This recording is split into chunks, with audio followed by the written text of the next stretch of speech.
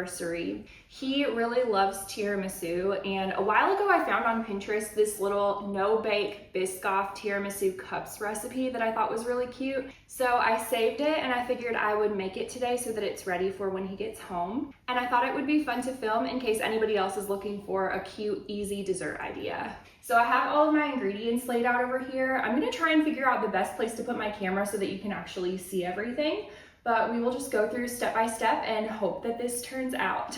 A couple of the recipes I looked at had the mixture in cute little mason jars, but I saw someone on Pinterest put them into stemless wine glasses, which I thought was a really good idea, especially for like an anniversary. So that is what I'm going to be using today. So let's go ahead and get started.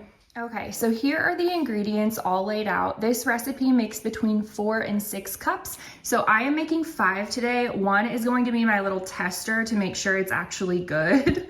And then that way I'll have 4 more for when he gets home. You need 12 to 16 Biscoff cookies. These are going to act as the lady fingers in this recipe. And then I set aside 2 additional little packs of these cookies to crumble over the top of the finished dessert.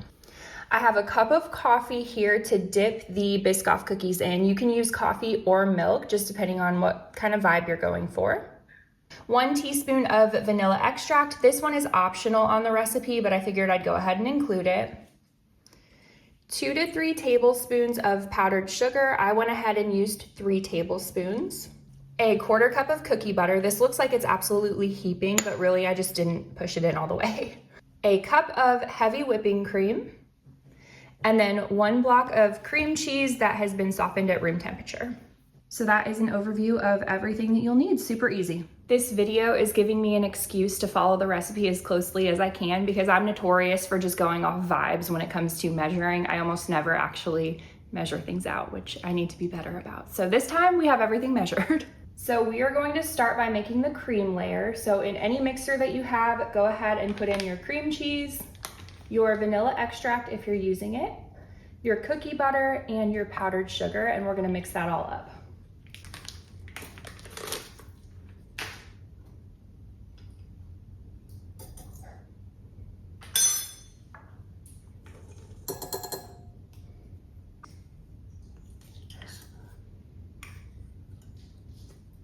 We're mixing this for like 2 or 3 minutes just until it's all combined.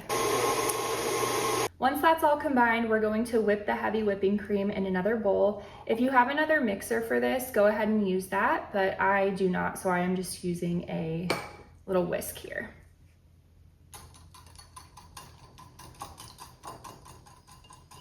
And we want to do this until soft little peaks form per the recipe. If you over whip this, congratulations, you've made butter, but we are not doing that today. All right, so that is all ready to go. Next, I'm going to turn my mixer back on a low setting and combine the heavy whipping cream with the rest of the filling. And we're just going to mix it for like a minute. You don't want to overmix this part.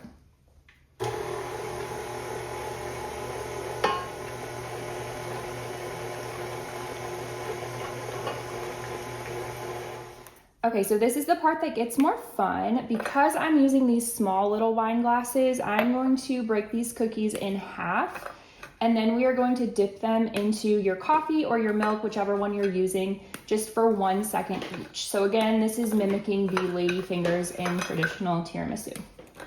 I tried to be all aesthetic about this and break all of these evenly, but you know. Okay, so just dipping these in one at a time and popping them back on the plate.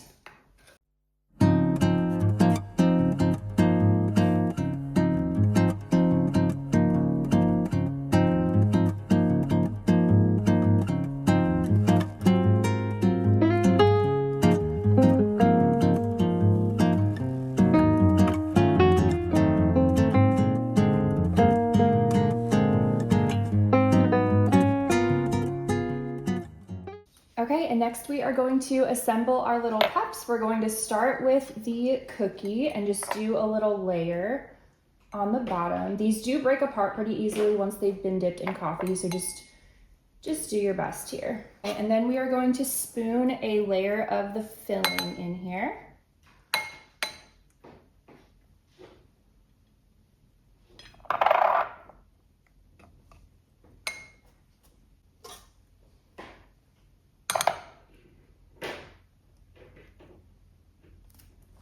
And we're going to repeat that a couple of times until we run out of space in our cups.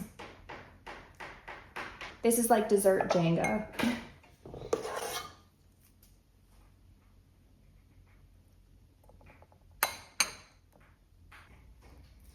And we'll see how many of these end up making. I'm curious because I don't think that 6 is going to be possible with how much I'm putting in each one so far.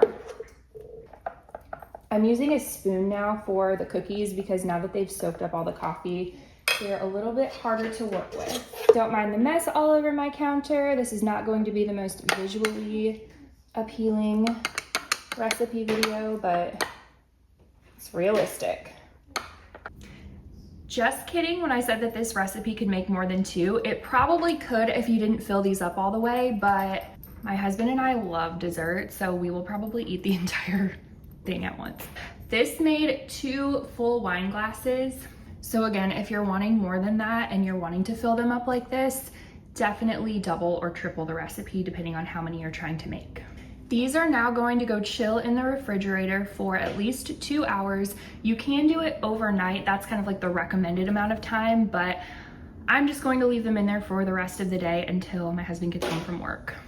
And then once they are chilled, I'm just going to top them with some whipped cream, some crushed cookies on the top, and then a little bit of the cookie butter drizzle. I'm just going to microwave it for a few seconds and then drizzle it on the top.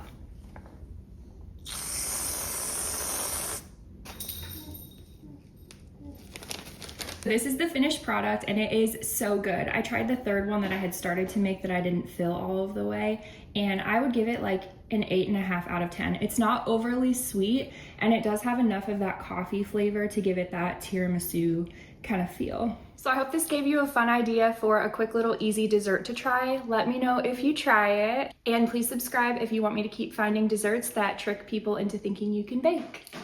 Bye.